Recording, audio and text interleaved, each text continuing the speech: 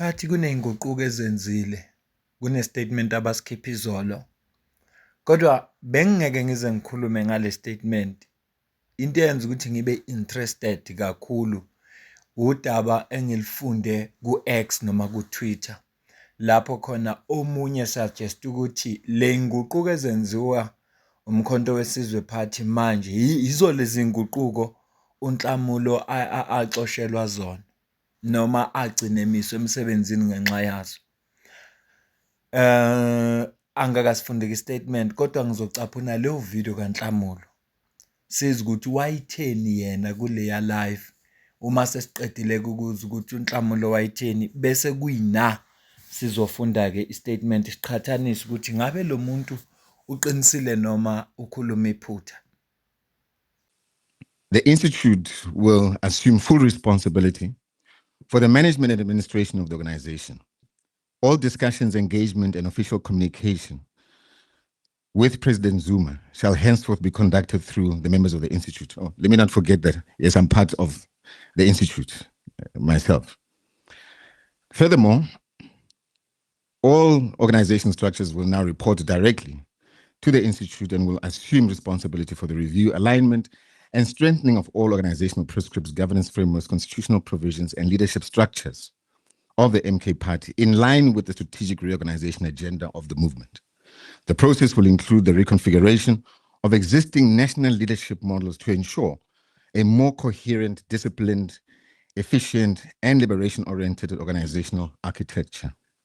Henceforth, the members of the Institute shall serve as ex-officio members of all current and existing organizational structures and leadership formations of the movement during the duration of this transitional and reconfiguration process, in order to ensure organizational continuity, strategic coherence, effective coordination, and the uniform implementation of the movement's program of action until the final reconfiguration process is concluded. The Institute may, from time to time, co-opt additional members and specialists to strengthen its work and advance long-term objectives of the movement. The MK Party's Institute would lead the movement in advancing the liberation of the poorest of the poor, the community-based activism and mobilization, ontology sovereignty, and African identity restoration, ideological and political education, strategic institutional development, long-term liberation consciousness, constitutional transformation reflecting the will of the people, and the struggle against the systems of exclusion which are entrenched under the so-called government of national unity. Ndeke nasi statement abasikhiphile sibone ukuthi azifani nalezi zinto lezi ngendlela lo umuntu asho ngayo lapha ku Twitter. Istatement lesiphume nge-27 zikaJuly 2026. Isihloko sithi President Jacob Zuma establishes the strategic presidential team. The president of the Umkhonto weSizwe Party, His Excellency President Jacob Zuma, hereby announces the establishment of the strategic presidential team SPT in terms of Section 7, subsection 2H of the Constitution of the MK Party. The strategic presidential team is hereby constituted as the highest decision-making and strategic leadership body of the organization, vested with overreaching authority to provide leadership, strategic direction, organizational coordination and oversight, and the implementation of the party's political program and constitutional mandate. This decision is intended to strengthen the party's leadership architecture, consolidate strategic authority, eliminate fragmentation in decision-making, and ensure disciplined, unified, and effective execution of party's resolutions and programs. With immediate effect, the Presidential Task Team is formally dissolved. All powers, responsibilities, mandates, and functions previously exercised by the Presidential Task Team are hereby transferred to and consolidated under the Strategic Presidential Team. The Strategic Presidential Team shall, with immediate effect, assume all secretariat and financial powers and responsibilities necessary for the effective administration, coordination, governance, and strategic management of the organization. The Strategic Presidential Team and the National officials shall work together to ensure strategic coherence, organizational effectiveness, accountability, and the successful implementation of the party's program and electoral strategy. President Jacob Zuma has expressed his confidence in the strategic presidential team and the national officials to provide united leadership and deliver victory for the organization.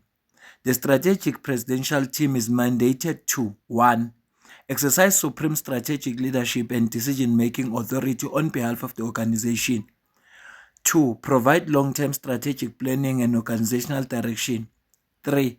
Direct and oversee the implementation of the party's policy, programs, and resolutions.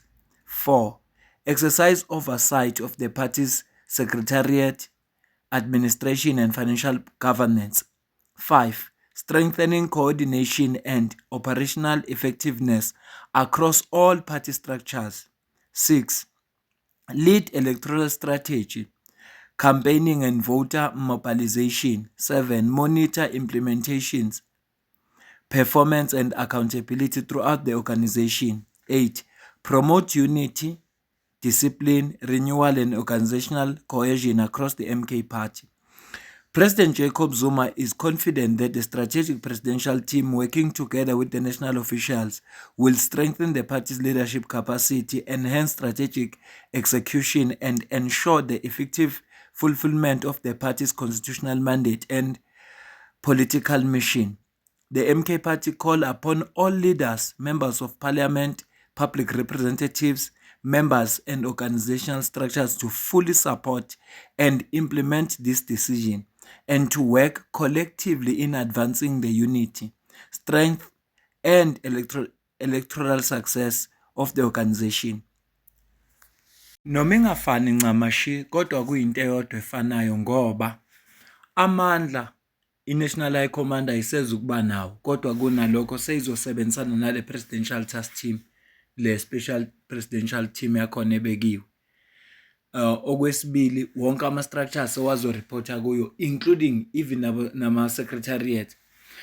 Ey'nsukwini ezedluleke kwavela ama-report lathe uPresident Zuma has taken over indaba ze-finance, kodwa it turns out ukuthi akulona iqiniso. Into eyenzekile kube nalezi nguquko, okusho ukuthi labantu okuyibona bona bebesayinela iy'mali, mhlampe beku-Treasurer General, mhlampe beku-Secretary General, akuseza ukuba yibo, kodwa abantu okuyibona abazosayinela zonke lezo zinto manje sekuyilaba abaqokiwe. Abakababiza amagama wabo, bathe nje kunale team ezayo special team ye-president. Okusho ukuthi nali-ke iqiniso eliphelele, hhayi ngoba ezotake over odabeni lwezezimali, kodwa le team iyona esizokwenza lo msebenzi lo, kodwa ibambisene ne-National High Command. Khumbula ukuthi kulesa structure sokuqala sonhlamulo, i-National High Command yayingasenamandla oba yayireporta direct kule team, yayingadluleli kuJacob Zuma, kodwa laba bazosebenza ngokubambisana ne-National High Command. Ukusho ukuthi ku-edwe team phekwe National High Command. Khumbula ukuthi ekuqaleni kwakhandwa i-presidential task team, umsebenzi wayo kwakufuneka ube izindlebe nomlomo kaJacob Zuma ngoba engeke aze afike yonke indawo. Yayizoba khona National High Command, kodwa izinto ekwakufuneka zize kuJacob Zuma zazofikela kule presidential task team, kube yibona abadila nalezo zinto. Uma sebeqedile, uma kubonakala ukuthi udaba ngempela lifuna yena bese luya kuye ngqo, kodwa hhayi ukuthi lento bebezozenza bengamconsultanga yena, ukuthi nje ubezothumela, bekuzoba lula ukuthi athumela delegate kuyo yonke into njengoba bethi bayayihlakaza leyo task team, futhi ayikaze yasebenza. Akhona nayodwa nje into ekuthiwa lena i-delegation evela ku-presidential task team yolungisa into ethize, ayikaze yenzeka. Kodwa yayizolekelela ukuze ama-members akwazi ukuthi a-engage ne-leadership yawo uma kukhona iy'khalo, bebona ukuthi ma bereporta mhlampe kuma-structures abanakwa, bakwazi ukureporta ku-presidential task team. Khumbula ukuthi phela kunenkinga khona la kuMkhonto weSizwe Party, kune-clause ekuthiwa ubaba uthe clause. wonke umuntu ovela lapha enkandla uvela naleyo clause athi ubaba uthe gcine kungasaziwa ukuyiqiniso noma okuyikho noma okungesikho. Iyo yenye into futhi ekhanda i-confusion enkulu la kule qembu lomkhonto wesizwe. Ya, yilezi nguquko nje bengithi angi-update ngazo ukuthi bazenzile la. Noma leni ingafani ncama shi, kodwa yona into eyodwa efanayo. Iphuca amandla apheleleyo ku-National High Command, ku-edwe team ezobambisana ne-National High Command ukuze kuthathwe iy'nqumo.